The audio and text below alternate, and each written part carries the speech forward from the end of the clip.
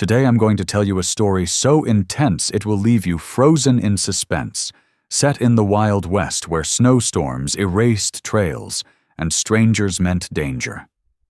This is a place where fate crosses paths with death, and trust can save or destroy you.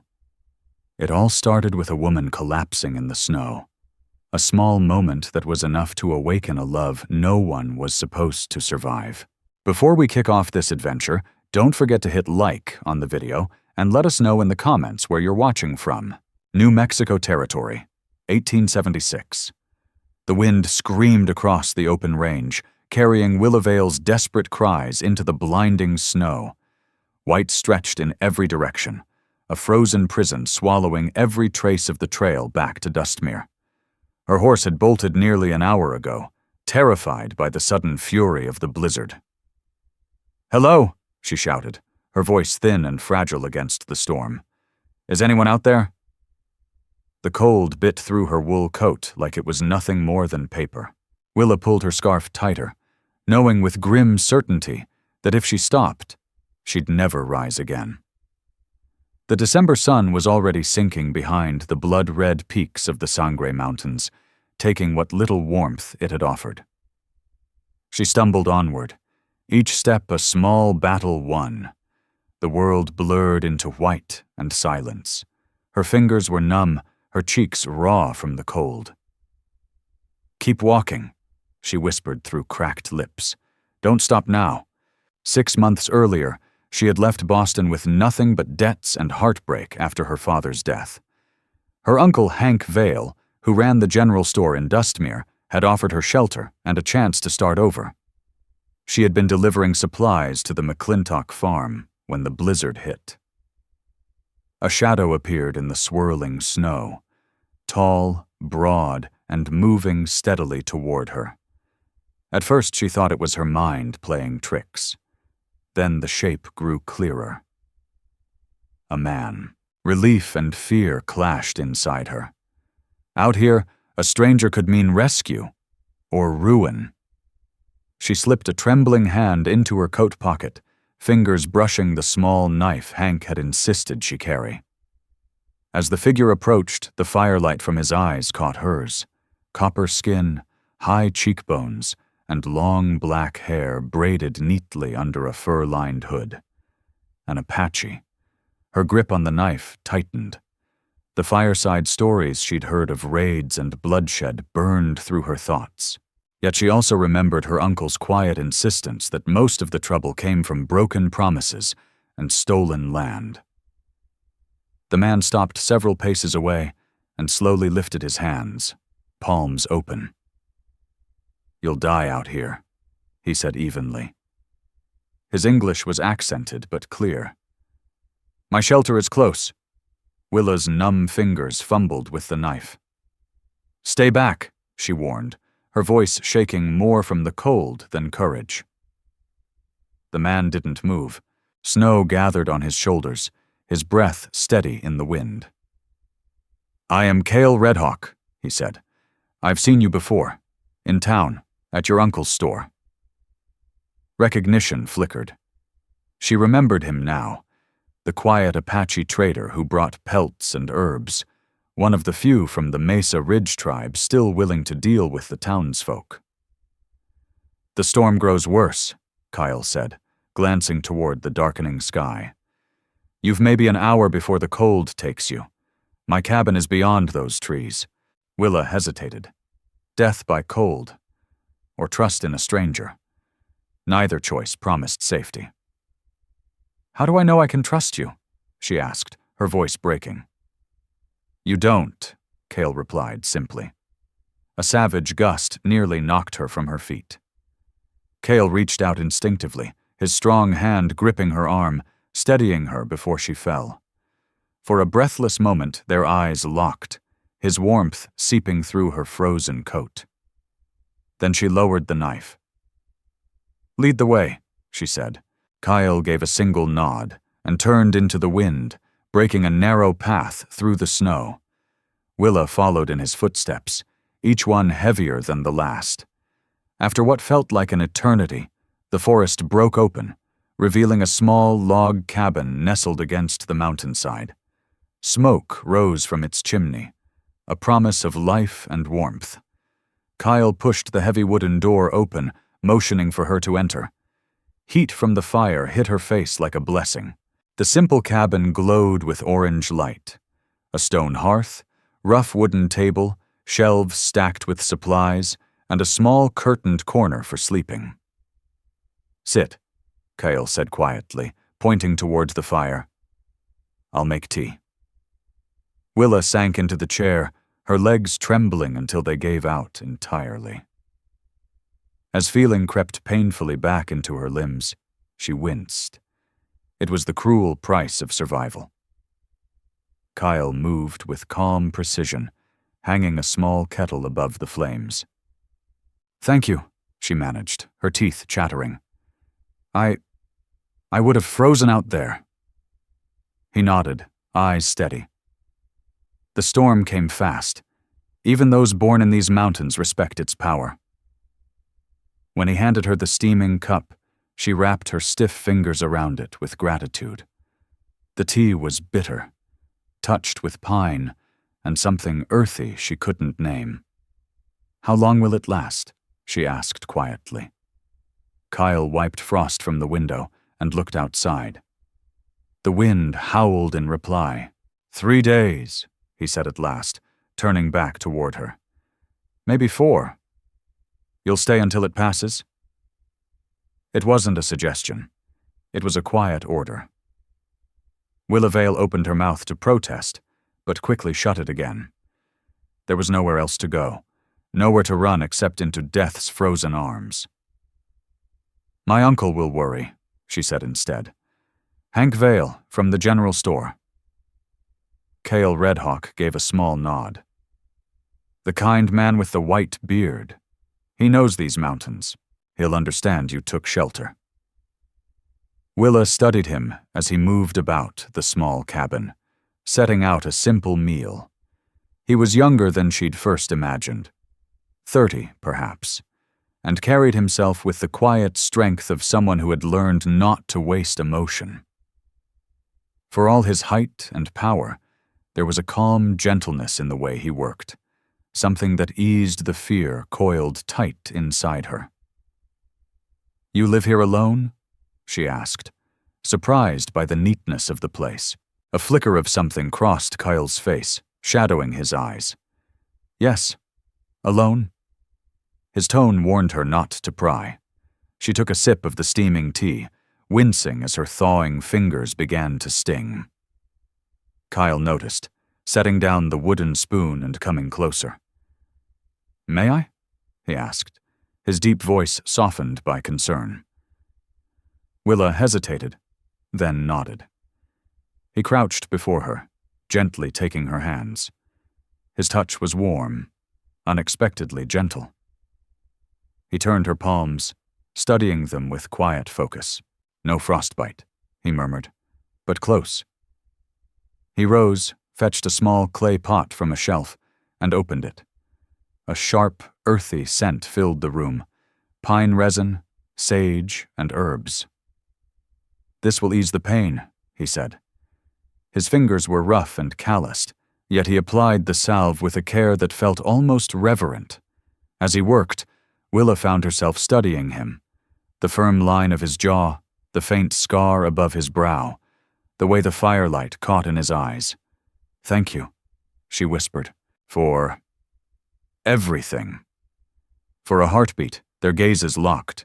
There was something in his eyes, a flicker of understanding, or perhaps a memory. Then he stood, turning back to the fire. "Rest now," he said quietly. "The storm's just begun." Outside, the wind shrieked through the trees like a grieving woman. Inside, the fire crackled, filling the silence with its soft rhythm. Willa's eyes grew heavy, her body surrendering to exhaustion. Her last thought before sleep was how strange it was, to feel safer in this stranger's cabin than she had anywhere on the road. 3 days, he had said. 3 days before she could return to Dustmere. It sounded both endless and far too short. She woke to the smell of coffee and the sound of quiet movement. For a moment, she didn't remember where she was. Then the memories came rushing back. The blizzard, the cold, Kael Redhawk. She'd fallen asleep by the fire, yet now she lay on a narrow cot behind the curtain, wrapped in thick furs. The storm still raged outside, battering the cabin walls with angry gusts. Pushing aside the curtain, she found Kael crouched at the hearth, feeding the fire. Morning light seeped weakly through the frosted window, painting the room in pale gold. "You moved me," she said, her voice rough with sleep. He looked over his shoulder, nodding once. "You needed real rest." "Where did you sleep?" she asked, glancing toward the cot.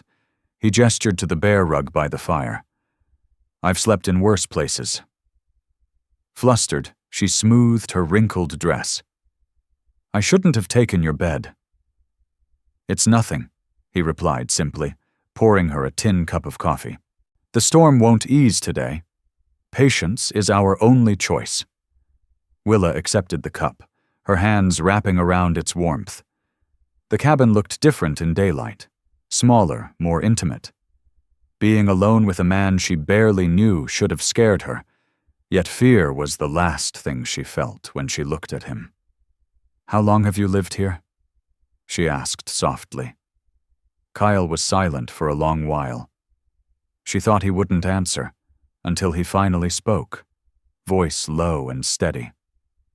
2 years. Before that, I lived among my people." "What made you leave?" He didn't turn right away. The light from the window framed his profile, sharp against the snow. "I lost someone," he said quietly. "It was easier to be alone." The weight in his words silenced her. Willa knew loss. Her father's death had left her drifting, hollow, searching for a reason to keep going. "I'm sorry," she said gently. Kael turned then, his dark eyes meeting hers. "Your uncle speaks of you with pride," he said, voice soft but certain. "He says you're brave, to come this far from everything you've ever known." Willa Vale looked up in surprise. "You've talked with my uncle about me?" A faint smile tugged at Kael Redhawk's lips. "Hank Vale talks of little else since you arrived. He showed me your likeness once." Willa remembered instantly. The small painted portrait her father had commissioned for her 21st birthday, months before he passed. She'd given it to her uncle when she first came to Dustmere. "He worries you won't stay," Kael went on, tossing another log into the fire. "He thinks the territory too wild for a lady from Boston." Willa felt a spark of pride rise inside her. "I'm not as fragile as he believes." "No," Kael said softly, his dark eyes steady on her. "You are not fragile. But this land—" He gestured toward the frost-laced window. "It takes more than strength to survive here. It takes understanding." "What kind of understanding?" she asked, curious. "That we don't conquer this place," he said, his tone changing, deep, reverent. "We live with it. The mountains, the rivers, the storms, they were here long before us and will remain long after. We must respect their power, or they'll teach us to." His words hung in the warm air, heavy with quiet truth. In Boston, nature had been something trimmed and tidy. Gardens behind iron fences, parks where every tree grew by design. Out here, the wilderness had no boundaries. It was raw and alive, demanding reverence, not control. "Is that what your people believe?" she asked softly. Kael nodded. "The land speaks if you learn to listen." Silence settled, peaceful and steady, broken only by the crackle of fire and the soft rattle of wind against the windows. Willa watched Kael prepare breakfast. Cornmeal with dried berries. His movements were smooth and unhurried, every action precise, almost graceful. "Can I help?" she offered, setting her empty cup aside. He seemed surprised, but nodded toward a sack on the shelf. "Those beans, sort out the bad ones. We'll need them for tonight's stew." Willa poured the beans onto the table, separating the clean from the spoiled. She caught herself glancing up now and then. In town, Kael had always seemed distant, a quiet figure people whispered about but never approached. Yet here, in his own cabin, there was something different. A quiet dignity, a calm strength that drew her in. "You said you've seen me in town," she said after a while. "I've noticed you too, at the store." Kael paused, spoon in hand. "Few of my people still go to the settlements," he said at last. "There is distrust. But you still trade with my uncle." "Hank Vale is a fair man," Kael replied. "He sees people, not color." Willa nodded, thinking of her uncle's kindness to everyone who came through his door. It was one of the reasons she'd agreed to leave Boston. His letters had promised a land where a person might be judged by character, not birth. "Not everyone shares his view," Kael added, bitterness creeping into his voice. "The new soldiers at the fort see enemies in every shadow." "The Iron Rangers?" Willa asked, recalling the cavalry stationed near Fort Union these past months. He nodded. "Their presence has stirred the land. Patrols ride deeper into territories once left alone. They follow orders, but orders change like the wind, while people stay the same." They ate in thoughtful silence, the smell of stew and wood smoke wrapping around them. Willa felt herself relax, her body easing into the rhythm of the quiet cabin. What should have been awkward between them instead felt right. Safe. The day stretched slow and soft. She mended a torn shirt, helped tidy the few books on his shelf, a small collection that surprised her, and stirred the stew as snow climbed higher outside.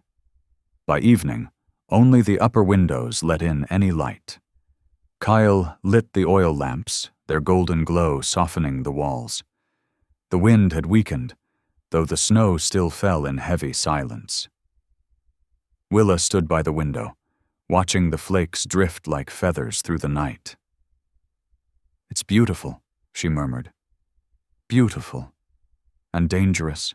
Kael stepped closer, the warmth of him radiating through the cold air. "Like most things worth knowing," he said, his voice low. She turned, meeting his gaze. Something unspoken moved between them, an understanding, or maybe something far deeper. Her breath caught, and the moment broke as Kael turned away, stirring the pot once more.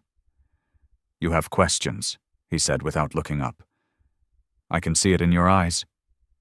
She hesitated. There were questions. Plenty of them.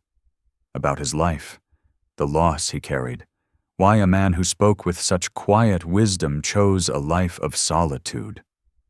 But she swallowed them down, unwilling to disturb the fragile peace. Instead, she nodded toward the shelf. "The photograph," she said. "Who is it?" Kael's shoulders stiffened ever so slightly. For a long while, Kael Redhawk said nothing, and Willa Vale worried she had crossed a line she shouldn't have. Then, at last, he spoke, his voice low and rough. "Lonnie Skyfire," he said quietly, as if the name itself carried both light and pain. "My wife." Willa blinked, caught off guard. Kael turned toward her, the firelight cutting soft shadows across his face. A faint, sorrowful smile touched his lips. "You didn't expect an Apache man to have a white wife." No," Willa stammered. "I'm sorry. I didn't mean to pry." He shook his head. "It's no secret. Only a sorrow." Kael stepped to the shelf and lifted a small framed photograph. He stared at it for a long time before passing it to her. The woman in the picture had light hair and intelligent eyes. She wasn't beautiful in a fragile way, but there was strength, conviction, and kindness in her face. She was a missionary's daughter, Kael said softly. Her father came west to save my people. But Lani, she learned our tongue, our songs. She saw us as we are. Willa returned the photograph carefully, as though it might shatter under the weight of his grief. She sounds remarkable. She was, he said simply, placing the frame back where it belonged. We had 2 years together before... His voice faltered, the rest left unspoken. Before you lost her, Willa whispered. He nodded, eyes fixed on the flames. She carried our child. There were complications. Neither survived. The silence that followed was heavy with the ache of old wounds. Willa felt her throat tighten, her eyes sting. I'm so sorry, Kael. The women of the Mesa Ridge tribe say that time heals all wounds, he murmured, stirring the stew with slow, mechanical care. But some wounds don't heal. They only change the man who bears them. Willa stepped closer, drawn by his quiet anguish. Is that why you left your people? Because the memories hurt too much? Partly, he admitted.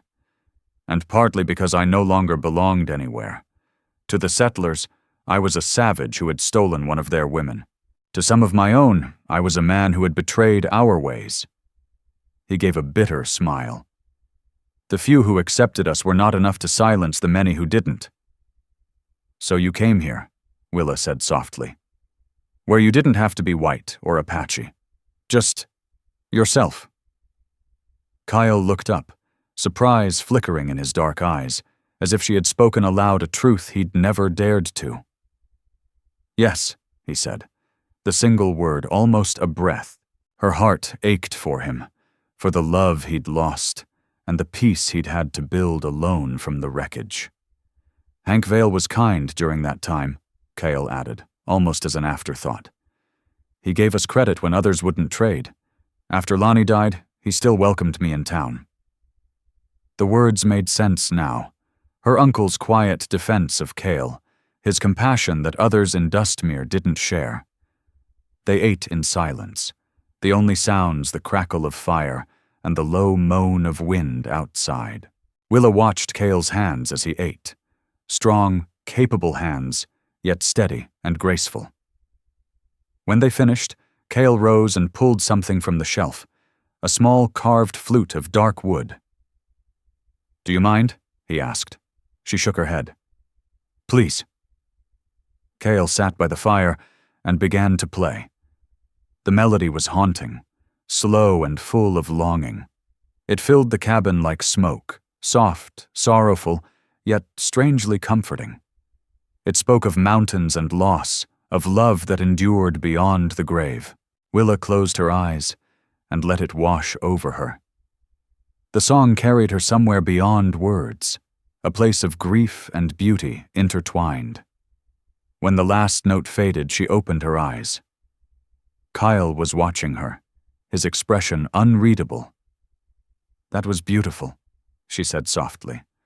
What do you call it? Spirit Dove Totem's Lament, he answered. An old song of my people.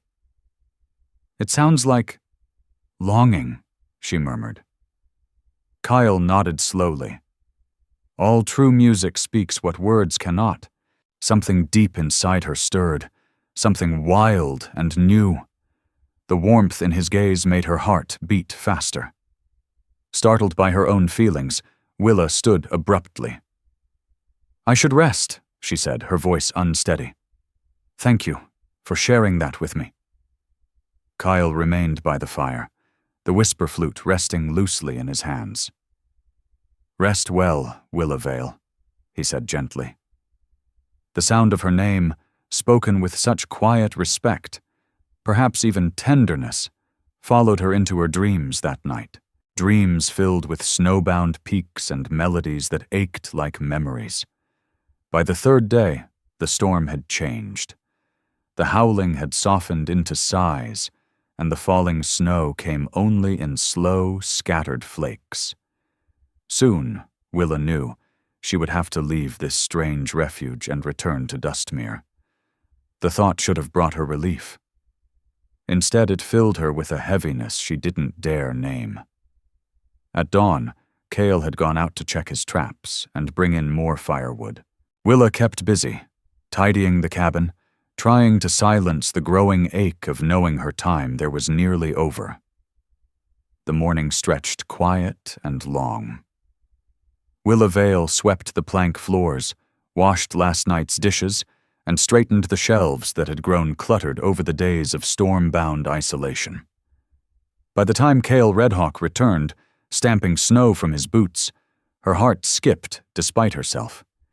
His cheeks were raw from the cold, dark hair dusted white with melting flakes.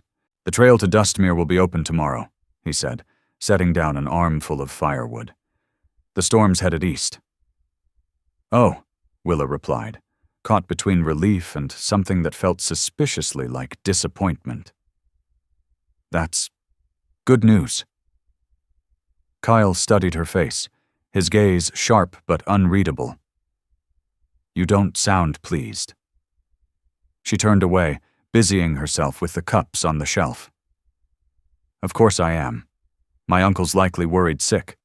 He nodded, though the tone in his voice hinted he saw straight through her pretense. "He'll be glad to see you safe." They moved around one another in the small cabin, awkward now where they'd once been easy. The air between them seemed full of quiet awareness. Each time their arms brushed, each shared glance felt charged, deliberate. The brush of his sleeve as he reached for the coffee pot.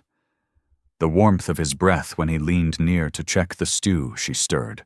By midday, pale sunlight pierced through thinning clouds, turning the snow outside into a sea of glittering silver. Kael suggested they step out for air, to see how deep the drifts had settled.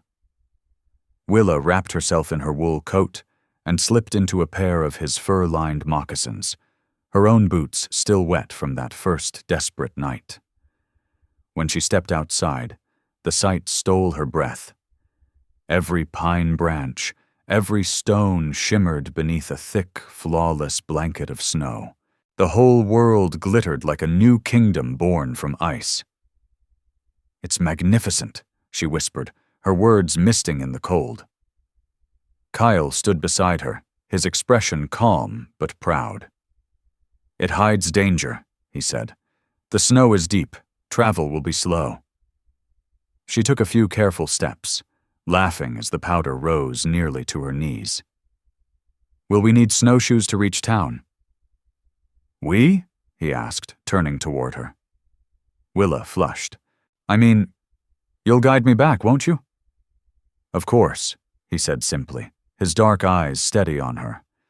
"I wouldn't let you make that journey alone." They stood in silence, surrounded by the vast stillness of the mountains. A woodpecker's tapping echoed in the distance, the only sound besides their breath. "I've never seen anything like this," Willa said softly. "In Boston, they sweep the snow away as soon as it falls. It never has a chance to change the world like this." "The mountain keeps its secrets," Kael replied, his tone almost reverent. "Most never see what it becomes after the storm. The world washed clean." There was pride in his voice, a quiet joy at sharing something sacred with her. Willa looked up and caught him watching her. The look in his eyes made her chest tighten, a warmth that had nothing to do with the sun. The moment stretched, suspended, until Kael cleared his throat and pointed toward a cluster of pines. "I've one more trap to check before nightfall. Would you like to come?" "Yes," she said quickly, too quickly, her breath fogging in the air. They set off together, Kael breaking a trail through the drifts, while Willa followed in his footprints. The effort warmed her, and the scent of pine filled the crisp air. Now and then, loose snow drifted down from the trees in soft whispers. "How did you learn to live like this?" she asked as they walked. "My father taught me the skills," Kael said without turning. "How to track, how to hunt, how to read the sky, but the mountain—" He glanced back at her. "The mountain taught me patience and humility." He paused, a faint smile curving his lips. And stubbornness. Willa laughed, the sound carrying clear and bright in the frozen stillness. Stubbornness? To live out here, you have to be more stubborn than the land itself, he said with a grin. The cold will try to break you. The storms will test you. The loneliness will whisper that you're already dead. You survive by refusing to listen. The words struck deep, their truth resonating inside her. Hadn't she done the same? Leaving Boston, refusing to be crushed by grief and loss? I think I understand, she murmured. When they reached his trap, it was empty. Kael crouched to reset it. The animals know when a storm is coming, he explained. They hide before we ever see the first snowflake. On their way back, Willa slowed her pace, asking questions just to keep him talking. She pointed out tracks in the snow, shapes in the trees, anything to stretch the walk a little longer. By the time they reached the cabin, dusk had fallen. The sky glowed pale pink behind the ridge, and the firelight spilling from the cabin windows looked like a promise. Inside, warmth embraced them. They brushed snow from their coats and settled into the rhythm that had become so natural between them. Together they made dinner. Rabbit stew simmered with the last of the beans and corn. They worked side by side, moving easily, wordlessly, as though some quiet understanding had taken root between them. When they finally sat down to eat, Willa caught herself watching Kael, the way his jaw tightened when he smiled, the calm steadiness in his eyes, the small scar on his cheek she hadn't noticed before. She wondered, not for the first time, how something as wild as the mountains could live so quietly inside a man. The firelight flickered across his face, catching the small lines near his eyes, softening the hard planes of his features. Willa Vale found herself watching him, the way his smile changed him, the strong line of his throat as he swallowed. Tomorrow, she would leave. And these quiet, impossible moments would fade into memory. You're troubled, Kael Redhawk said, setting his spoon aside. Your thoughts are somewhere else. Willa shook her head. Not somewhere else, just tomorrow. Understanding lit his dark eyes. You're worried about the journey. No, she said quickly, then paused. Well, yes, but that's not what's on my mind. What then? His tone was gentle but steady. She hesitated, searching for words that didn't exist. I was thinking about how strange these days have been. When I first saw you in that storm, I was terrified, and now... Now? He asked quietly. Now I don't even know what I feel, she confessed, her gaze dropping. It all happened so fast. For a long time, Kael said nothing. When Willa finally looked up, his eyes met hers, deep, intent, steady as the mountains outside. Some things can't be measured in days, he said at last. The mountain doesn't count time the way we do. Neither does the heart. The meaning behind his words hung between them, unspoken but undeniable. A warmth crept into Willa's cheeks, her pulse quickening. Kael, You don't have to say anything, he interrupted softly. I've already said too much. No, she said quickly, reaching across the table. Her hand brushed his. That's not it. I'm just confused. He turned his hand beneath hers, palm meeting palm. His skin was rough and warm, sending a rush of heat through her arm. What confuses you? Everything, she said, barely above a whisper. How fast it all happened, what people would think, what it means. And what do you think it means? His gaze never wavered. Willa drew a slow breath. I think sometimes we find connection in the most unexpected places. Maybe the storm didn't just trap me here. Maybe it brought me here for a reason. A smile broke through the solemn calm of his face. Real, unguarded, beautiful.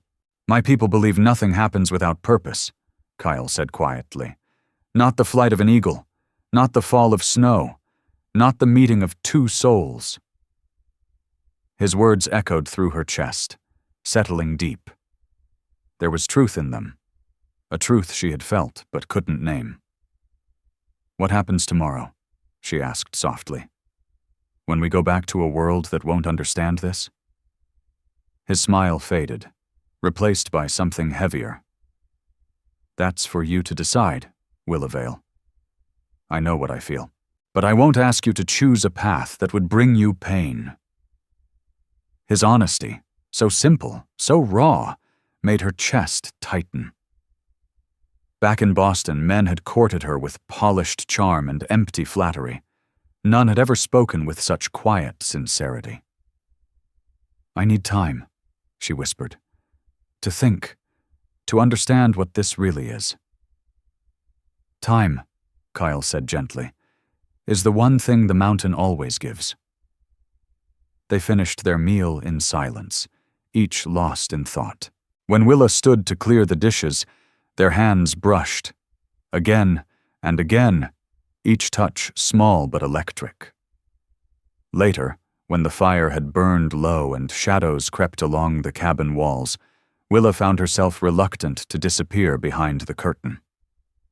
These hours, these fragile, fleeting hours, had become precious. Will you play your flute again? She asked softly, settling into the chair by the hearth. Just one song, before sleep.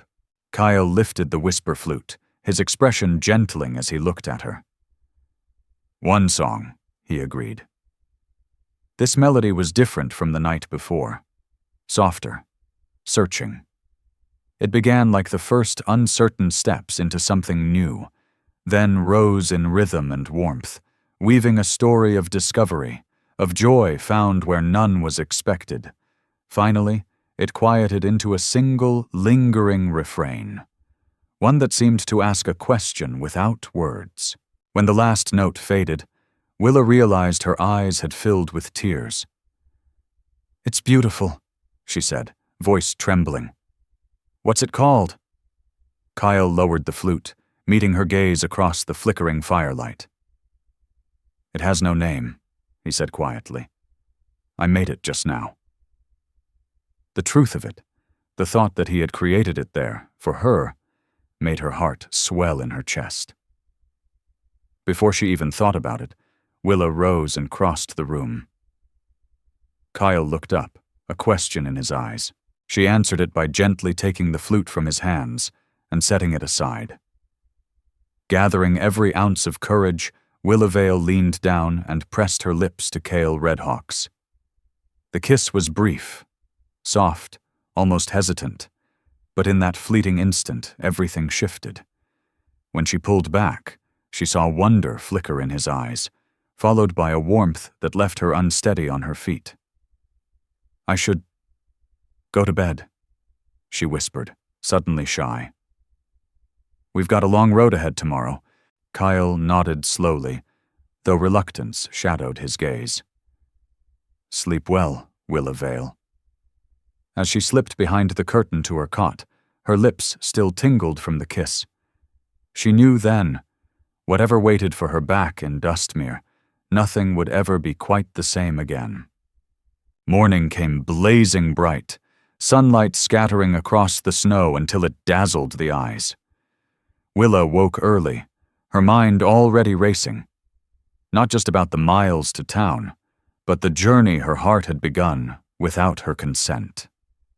Kael was already moving quietly around the cabin, preparing breakfast. The scent of coffee and cornmeal filled the warm air. The day looks good for travel, he said, nodding toward the window where a flawless blue sky stretched across the mountains. If we start soon, we'll reach town by midday. Willa nodded, though her stomach tightened. Their small, protected world was ending. Outside those pines waited the hard reality of judgmental eyes and whispered talk. They ate quickly, neither mentioning the kiss that had changed everything. When it came time to leave, Willa paused, her gaze lingering on the little cabin, the stone hearth, the rough-hewn table, the quiet peace she'd found there. "Thank you," she said softly. "For everything." Kael inclined his head, his voice calm, almost reverent. "The mountain brought you here. I only opened my door." A small smile curved her lips. "Then thank the mountain for me too." He gave the faintest smile. "Come. The day won't wait." The trek down the mountain was slow but steady. Kael had shaped a pair of snowshoes for her from bent saplings and rawhide. Simple but sturdy. Even so, the drifts were deep, and more than once he reached for her hand to help her over a fallen log or narrow ravine. They spoke little, saving their breath for the climb. But the silence between them was a kind of comfort.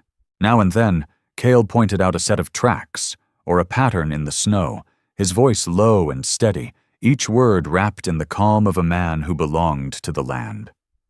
As they descended, the wilderness gave way to familiar paths, wagon ruts frozen beneath packed snow. In the distance, thin trails of chimney smoke marked the edge of Dustmere. Willa's stomach tightened. Ahead waited people, rules, the weight of propriety. The peace they'd found in the mountains would not follow them down. Sensing her unease, Kael slowed and turned to her. "From here you can follow the road safely," he said quietly. "Perhaps it's best if I don't walk into town with you." The words hit harder than she expected. "You'd rather not be seen with me?" Surprise flickered across his face. "No, never that.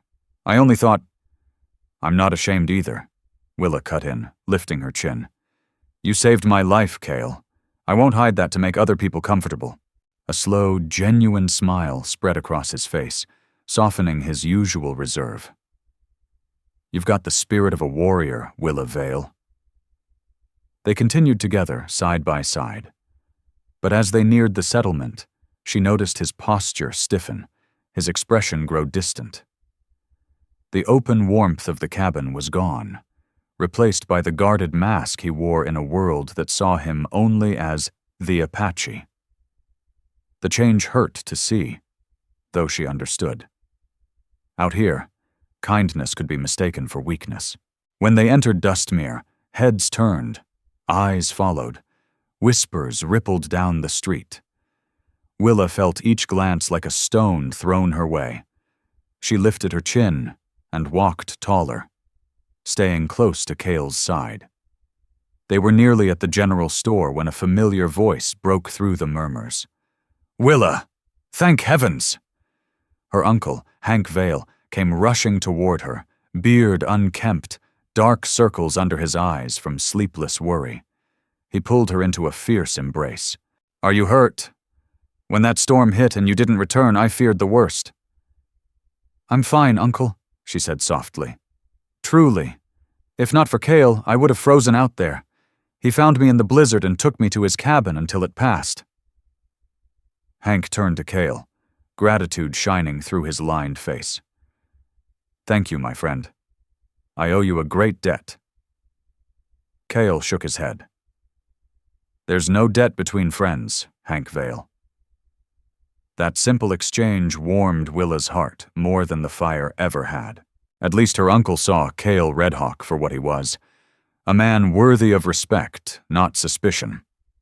"Come inside, both of you," Hank Vale said, gesturing towards the store. "You must be worn out after all that." Willa Vale glanced at Kael. He hesitated only a moment before nodding and stepping through the door beside her. Inside, the familiar scent of coffee, leather, and dry goods wrapped around them. But the warmth did little to soften the tension. The few Dustmere folks inside went silent, eyes flicking between Willa and the tall Apache by her side. That look, the cautious curiosity, the quiet judgment, ignited a spark of defiance in her chest. Ever the diplomat, Hank's booming voice broke the silence. "My niece made it back safe thanks to the courage of my good friend Kael Redhawk. Now, who needs help finding something?" His easy tone nudged the room back to motion. Conversations resumed, though a few whispered glances lingered like smoke. Hank led them to the back room where he took his meals, a small, tidy space lined with shelves and a wood stove still burning from the morning. He insisted on brewing fresh coffee, slicing bread, and setting out jam, despite Willa's protests that they'd eaten already.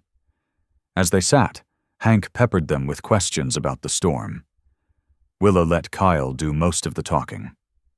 Her uncle listened with genuine interest, nodding as Kael spoke in his steady, measured way.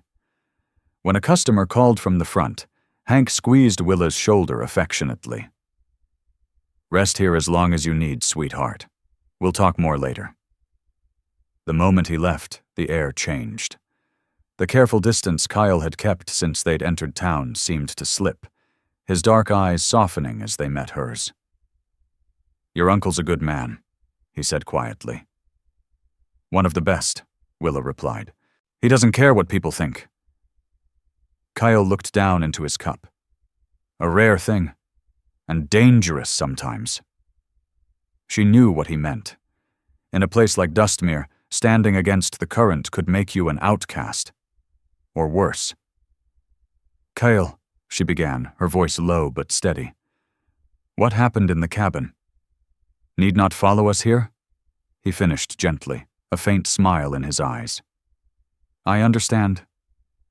"No, you don't." Willa leaned forward. "I was going to say, what happened there wasn't just because of the storm or being trapped together. It wasn't gratitude or confusion. It was real." His expression didn't change, but something flickered deep in his gaze. Something like hope, swiftly guarded. "The world outside the mountain is different," he said quietly. "What felt simple up there gets tangled here." "I know," she whispered. "But my feelings don't vanish just because we crossed back into town." Kael's voice dropped to almost nothing. "And what feelings are those?" Before Willa could answer, the door swung open. Hank returned, with a tall man in uniform at his side. The stranger's polished boots and brass insignia gave him away before Hank even spoke. "Willa, my dear," Hank said, his tone careful. "This is Lieutenant Holt Mercer from Fort Union. He's been helping organize the search parties. He wanted to speak with you." The soldier stepped forward, removing his hat. His dark hair was neatly trimmed, his confidence unmistakable.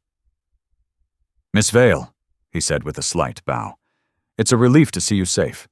When your uncle reported you missing, we feared the worst."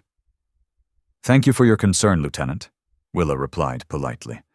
"As you can see, I'm perfectly fine, thanks to Mr. Redhawk." Mercer's eyes shifted toward Kael. His posture stiffened, his tone cooling. "Yes, fortunate indeed that you were found before the worst of it." The quiet dismissal in his voice made Willa's blood rise, but Hank stepped in smoothly.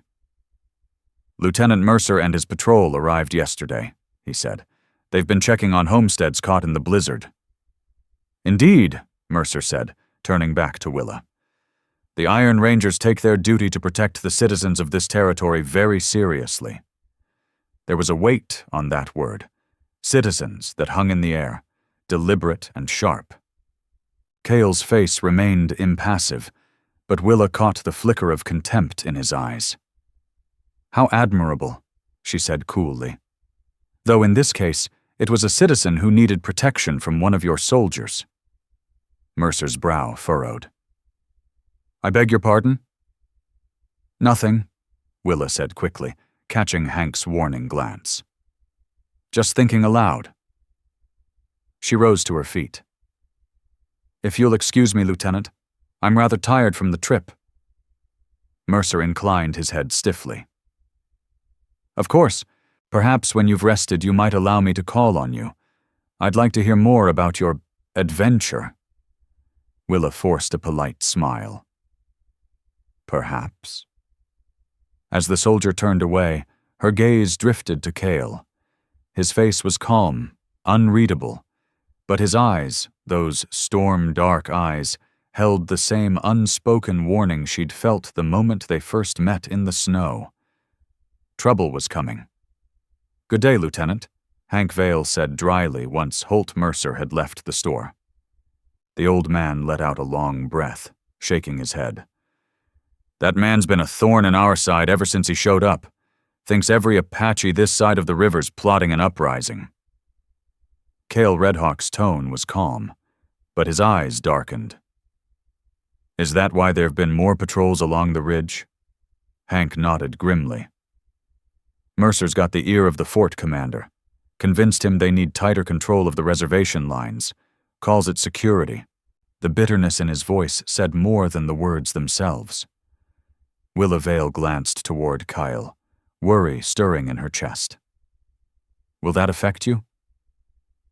"My cabin sits on disputed ground," Kael said quietly. "The treaty lines have been redrawn 3 times in as many years. What was Apache land yesterday might be claimed for settlement tomorrow." The thought made Willa's stomach twist. That mountain shelter, the place that had saved her life, might not even belong to him anymore. "That isn't right," she said sharply. "You've lived there for years. They can't just—" "They can," Kael interrupted, his voice steady but laced with resignation. "And they have. Many times." Hank cleared his throat awkwardly. "We'll talk more another day. Willa, you should rest. Kael, you'll stay in town tonight? I've a spare room upstairs." Kael shook his head. "Thank you, but no. I should make it back before dark." "Then at least take some supplies," Hank insisted, pulling a burlap sack from the shelf. "On the house." While Hank and Kael went to gather provisions, Willa sat in the back room, her mind spinning. The simple truth she'd found in Kael's cabin now felt tangled in the town's harsh light. Holt Mercer's contempt, the whispers of the Dustmere folks, the tension brewing at Fort Union, all of it pressed against the fragile bond forming between them. When Kael returned, the two of them stood alone again for a fleeting moment. Willa's heart thudded painfully. "When will I see you again?" she asked, her voice softer than she intended. Kael's expression gentled. "I come to trade every second Tuesday," he said. Then he hesitated, his gaze distant. "But Willa, what began in the mountains might be best left there. Life here would be easier without complications." Her voice trembled with hurt. "Is that what I am to you? A complication?" "No," Kael murmured, his tone rough with emotion. "You are something unexpected, like the first wildflower after the hardest winter. But I've seen what happens when 2 worlds try to meet. The cost is heavy." Willa stepped closer, lowering her voice. "Lonnie Skyfire wouldn't want you to be alone forever." For a heartbeat, Kael froze. The mention of his late wife's name softened his face. "No," he said finally. "She wouldn't, but she would not want more sorrow either." "Not every story ends in sorrow," Willa whispered. A sad smile touched his lips. "Few end any other way when they start like ours." Before she could speak again, Hank returned, arms full of supplies. Kael thanked him quietly, promised to visit soon, and then, with one last lingering glance at Willa, he was gone. The days that followed were long and restless. Willa threw herself into work at the store, answering the townspeople's endless questions with half-truths. Yes, the Apache had found her in the storm. Yes, he'd been kind. No, she'd never felt afraid. But she said nothing of the warmth by the fire, the haunting song of his whisper flute, or the kiss that still lingered on her lips. Lieutenant Holt Mercer called twice, just as he'd promised. Willa received him politely but coolly, making it plain that his attentions were unwelcome. It only seemed to spur him on. "A woman who braves the wilderness has spirit," he told her during his second visit. "I admire that, in a potential wife." Willa nearly choked on her tea. "I beg your pardon, Lieutenant, but I don't recall we ever discussed marriage." Mercer smiled in that infuriatingly confident way of his. Not yet. But I'm not the kind of man who hesitates once he knows what he wants. Her tone sharpened, calm but cutting. Then we're very different, sir. I'm the kind who thinks long and hard before choosing. As the next second Tuesday neared, Willa's nerves grew taut. What if Kael decided not to return? What if his talk of complications had been his way of saying goodbye? But when the door finally creaked open and he stepped inside, tall and steady as ever, her heart leapt. Dressed in worn buckskin and a dark coat, his long hair tied back neatly, he looked both out of place and entirely at home. Their greeting was restrained, too formal, under the watchful eyes of Hank Vale and the curious customers drifting between barrels of flour and coffee sacks. But even from across the room, Willa could feel it. That spark that refused to die, no matter how far from the mountain they'd come. Kael Redhawk went about his trading with quiet precision, bartering pelts, herbs, and carved tools for coffee, ammunition, and a few staples to last him through the next storm. When he finished packing his supplies, Willa Vale grabbed her shawl with sudden resolve. "I'll walk with you to the edge of town," she said, ignoring Hank Vale's raised brow. Outside, under the wide blue sky, the tension that had clung to them indoors began to loosen.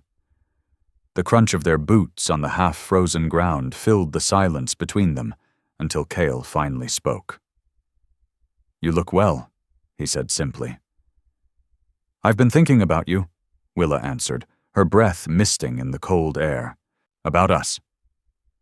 Kael slowed, turning his head slightly. "There is no us, Willa. Not in this world." "There could be," she countered.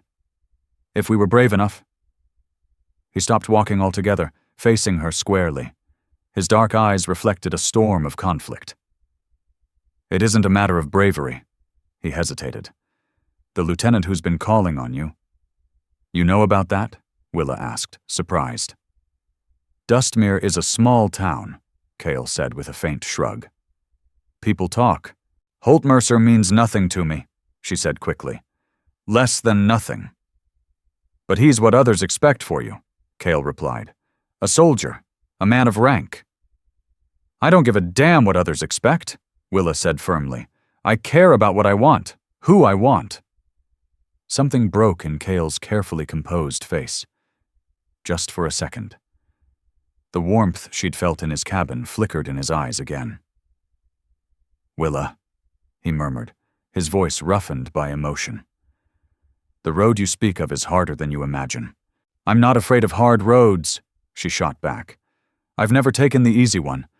Coming west after my father died wasn't easy. Starting over wasn't easy.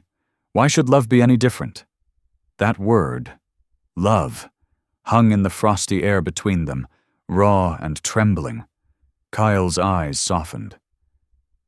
"Is that what this is?" he whispered. "Love?" Willa took a breath, summoning every ounce of courage she had. "I think it could be, if we let it." For a long heartbeat, Kael just looked at her, something like wonder flickering across his face. Then, slowly, he reached out, brushing a loose strand of hair from her cheek with the gentlest touch. "You're braver than I am," he said quietly. "Then let me be brave for both of us," Willa replied, stepping closer. "Visit me. Properly. Let people see we have nothing to hide." Kael's hand fell away. He glanced back toward town. "It would make things difficult for you." "I don't care," Willa said, her voice steady. "I've lived my whole life doing what's proper, following rules, being who people expected me to be. And what did it earn me? My father died in debt, despite all his virtue. I came west because I had nowhere else to go." She reached for his hand, holding it tightly between hers. "For once, I want to choose my own path." The war inside Kael's eyes was plain. Desire battling caution, hope clashing with the weight of old scars. Finally, he gave a slow, resolute nod. Next Tuesday, he said. I'll come for supper, if your uncle allows it. He will, Willa said softly, a smile breaking through her tears. She believed it with all her heart. They parted without another word, yet something deep within her had shifted. The promise of next Tuesday carried a power she couldn't quite name, a spark that burned through fear and reason alike. The days crawled by. Willa moved through her work at the store distractedly, her thoughts circling back to Kael again and again. The warmth of his hands, the wisdom in his eyes, the gentleness that had saved her in more ways than one. When she finally gathered her courage to speak with Hank Vale, she found him studying her face before she even began. "You care for him," he said quietly. It wasn't a question. Willa nodded. There was no sense denying what had long been written on her heart. Hank sighed, running a hand through his beard. "I suspected as much the day you came back. There was something in the way you looked at each other." He was silent for a moment before continuing. "You know what kind of trouble this could stir up?" "Yes," Willa said simply. Hank nodded slowly. "Your father trusted me to look after you, but you're a grown woman now, capable of making your own choices. If Kael is yours to choose, I won't stand in your way."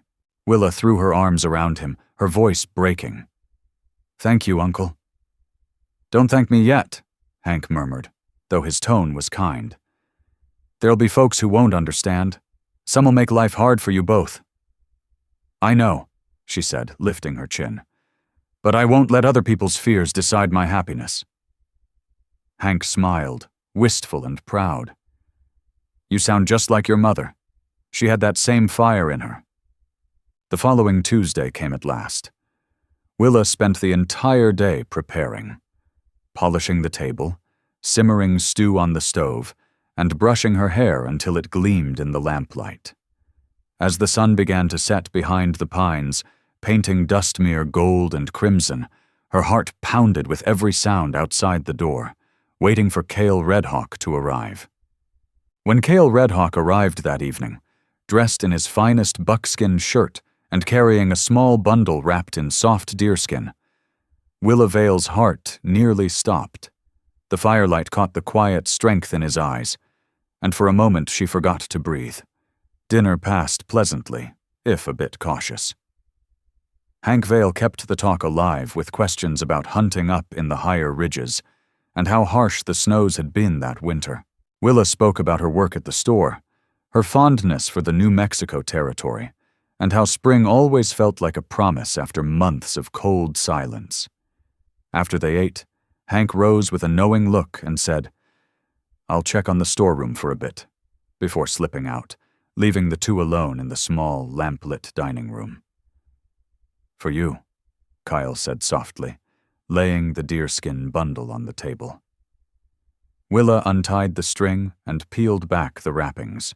Inside lay a small wooden carving of a bird, wings spread as though frozen in flight. "It's beautiful," she whispered, tracing the smooth curves of its feathers. "Did you make it?" Kael nodded. "From the pine that grows near my cabin, the same wood as my whisper flute." Willa swallowed hard, moved by the gift. The bird, spirit dove totem, seemed to carry their shared memories of that storm and everything that had followed. "Willa," Kael began, his voice deep, careful, "before this goes further, there's something you should know." She set the carving down, her heartbeat quickening. "What is it?" "The lieutenant, Holt Mercer, came to my cabin yesterday." Her eyes widened. "Why would he do that?" "To deliver a warning," Kael said, his jaw tightening. "He suspects us. Said Apache men who keep improper company with white women often meet with accidents." Rage flared in Willa's chest. "He threatened you?" Kael's tone was calm, but heavy. He did not need to use the word. The meaning was clear. "That's outrageous," she snapped. "We should report him to—" "To whom?" Kael interrupted gently. The army? The governor? Whose word do you think they'll believe? The Apaches or the decorated officers? The truth in his question hit her like a stone. I won't let him scare us, she said at last, her eyes burning. This is why I've always hated society's rules.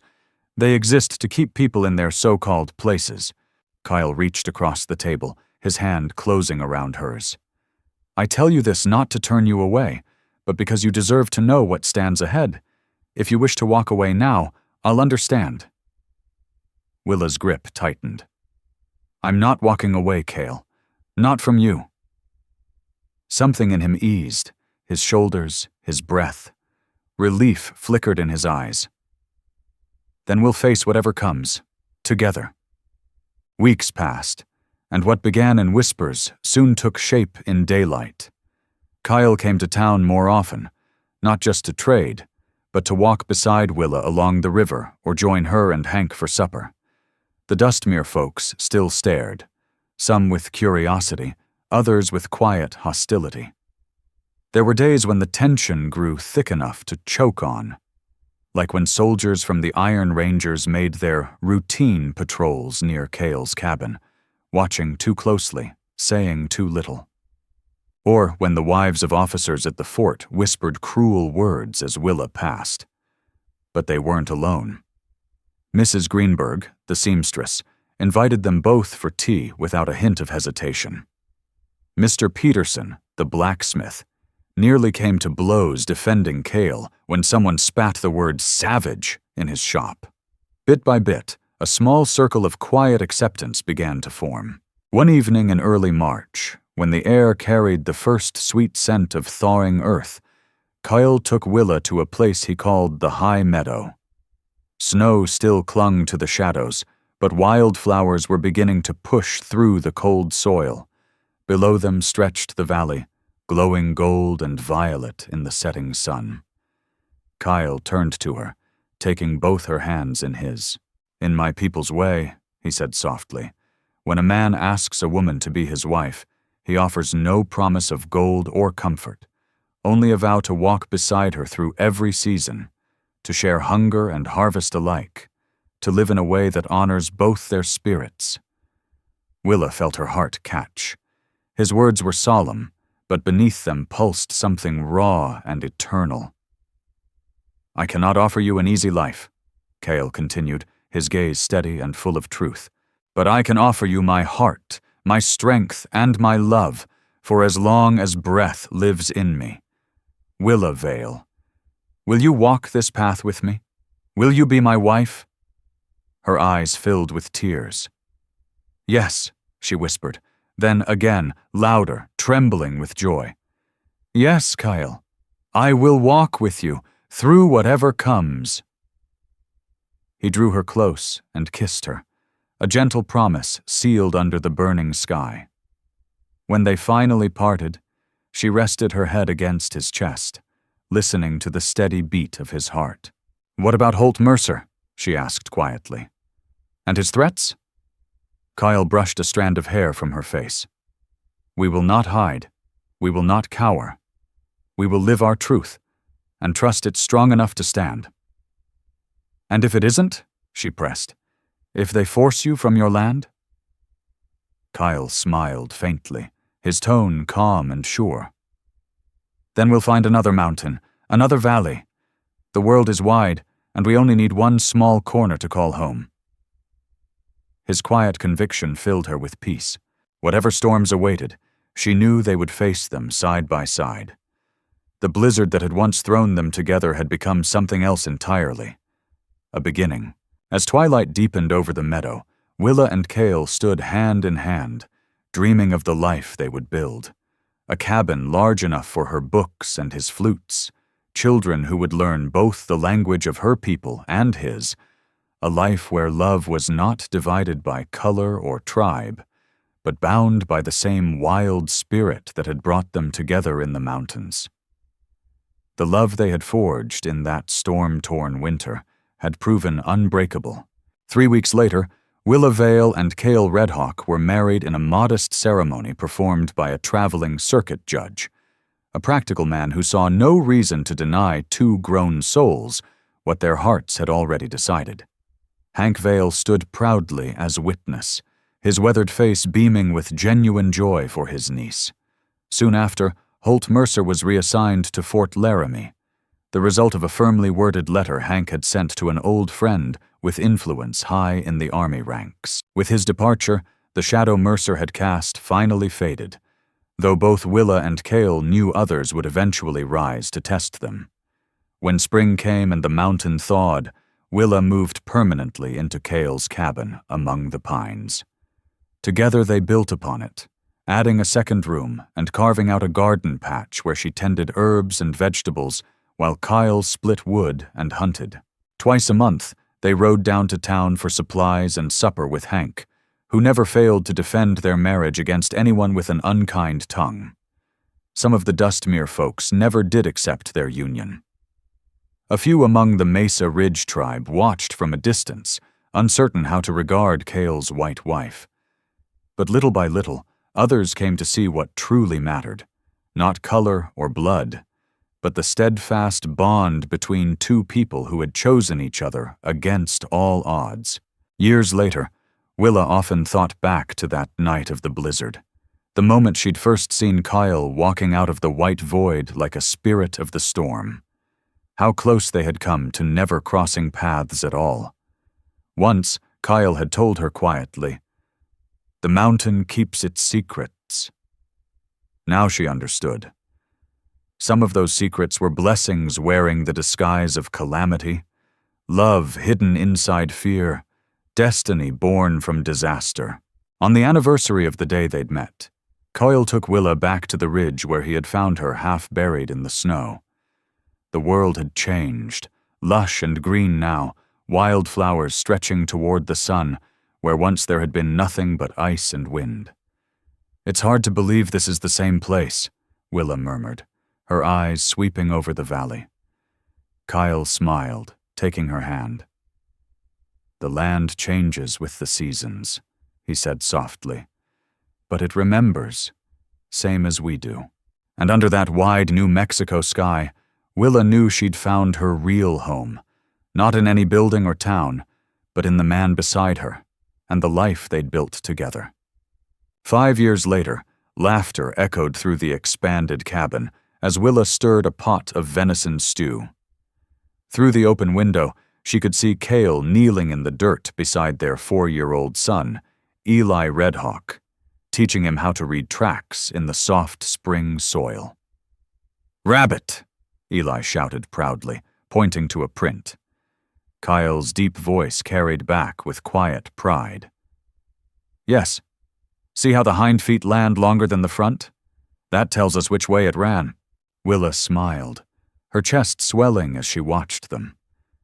Eli had Kael's dark eyes and copper skin, but the stubborn tilt of his chin was all hers, the perfect blending of two worlds that once had no bridge between them. From the cradle near the hearth came a soft cooing. Willa turned to find their baby daughter, Naya Redhawk, blinking up at her with round, curious eyes. She scooped her up gently.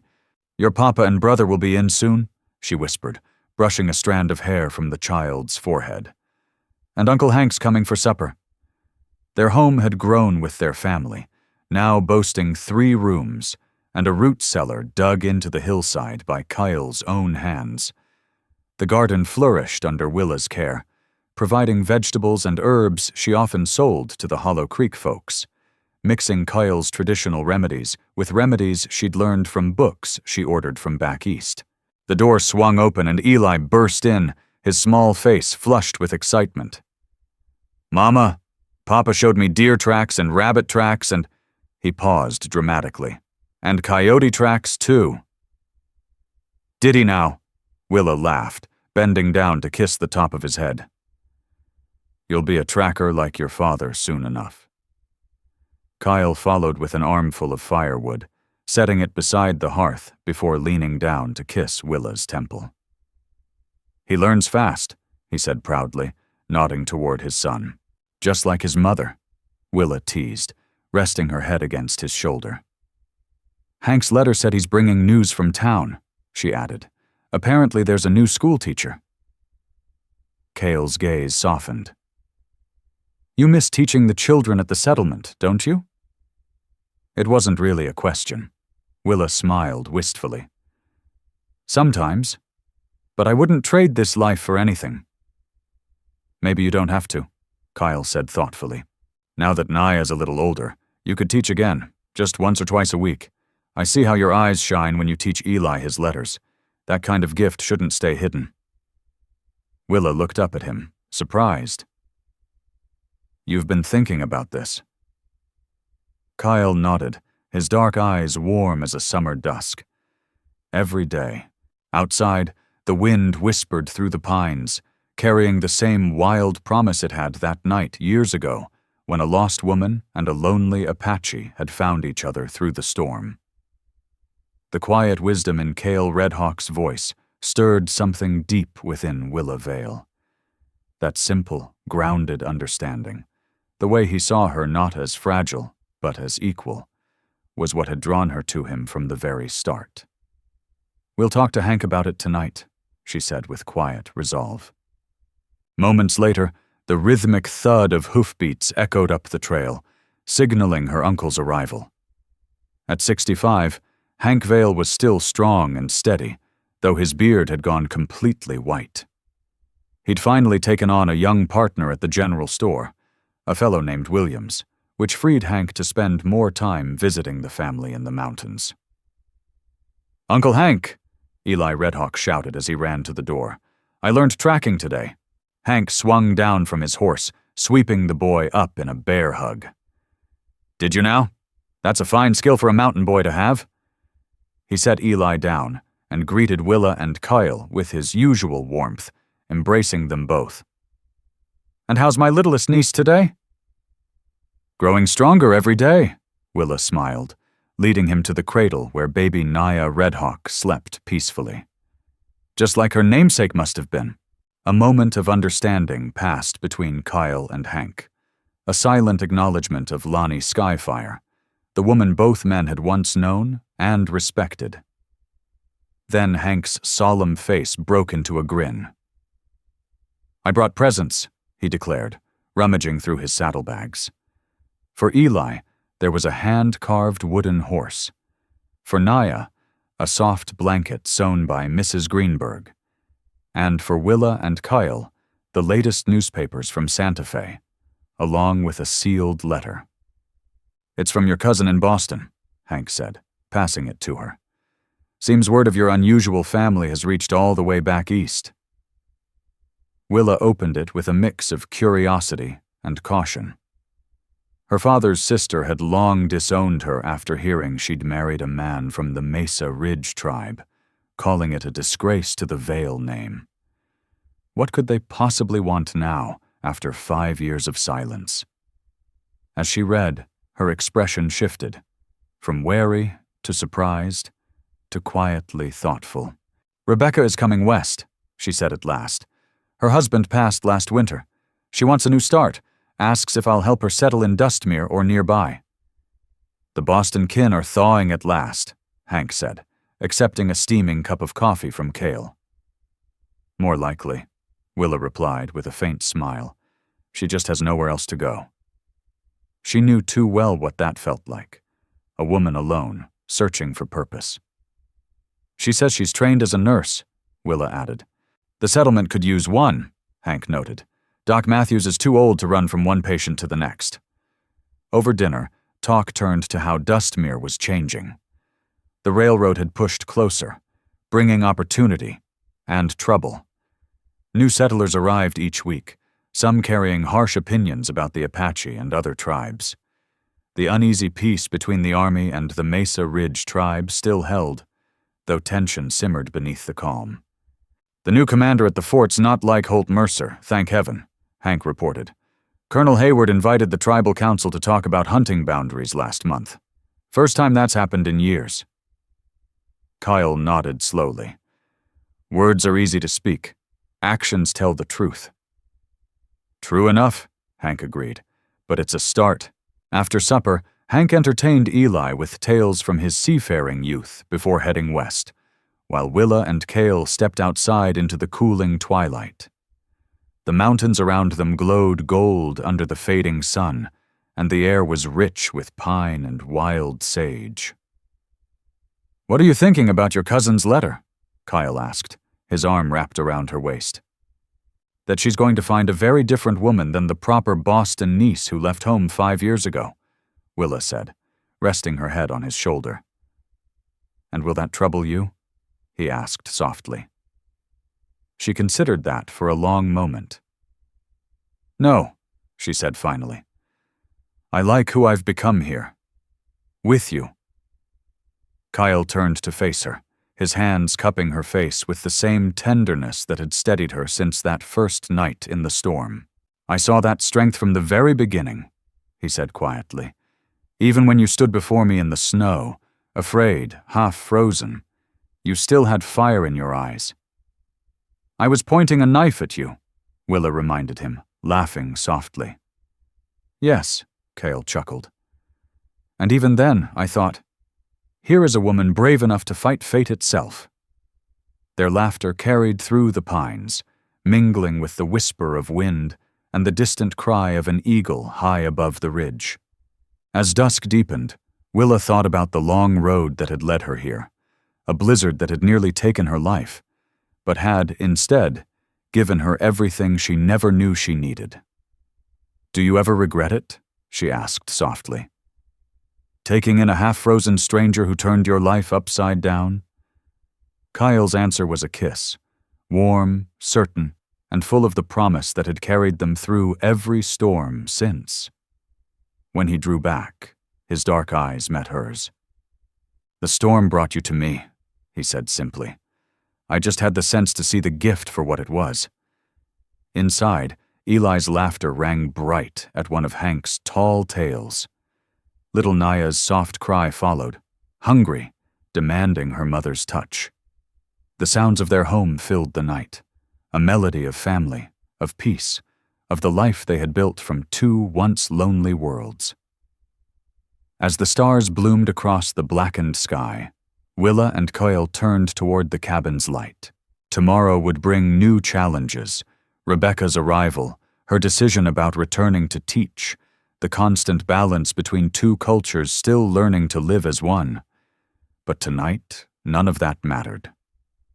Tonight, the mountain was quiet, the fire was warm, and their hearts, like the land around them, remembered everything that truly mattered.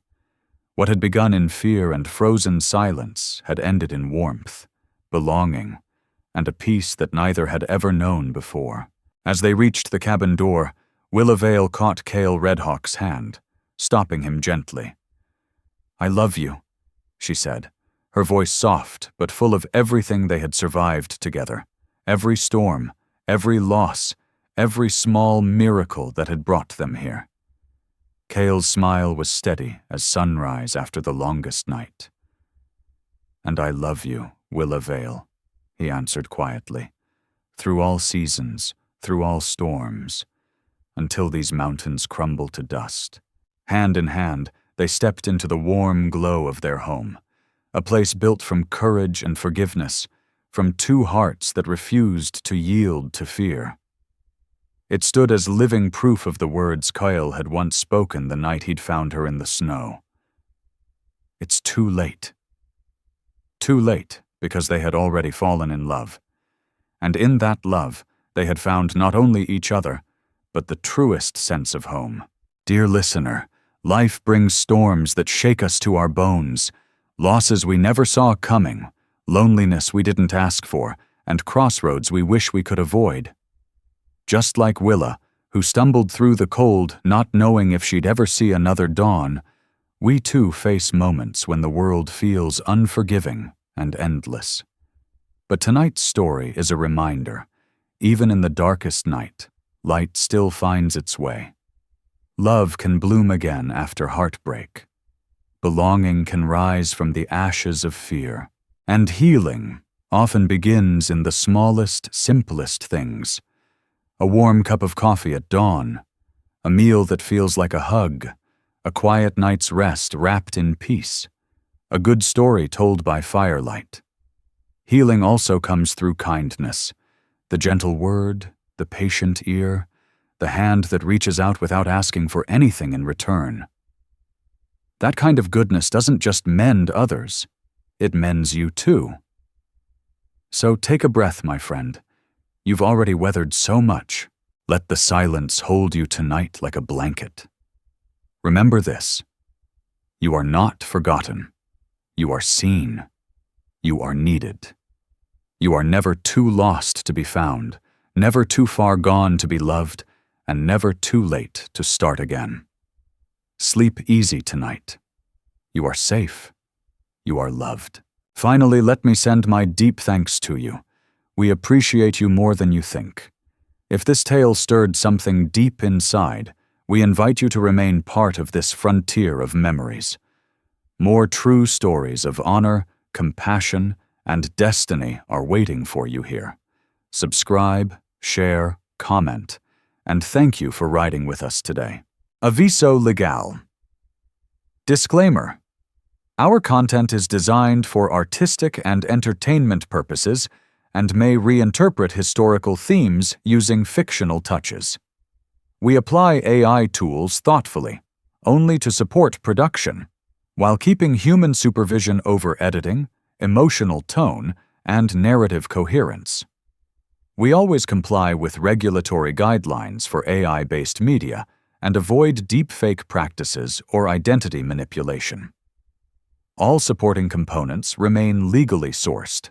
Please ask for authorization before sharing or adapting any segment. Your respect makes it possible for us to continue telling meaningful stories.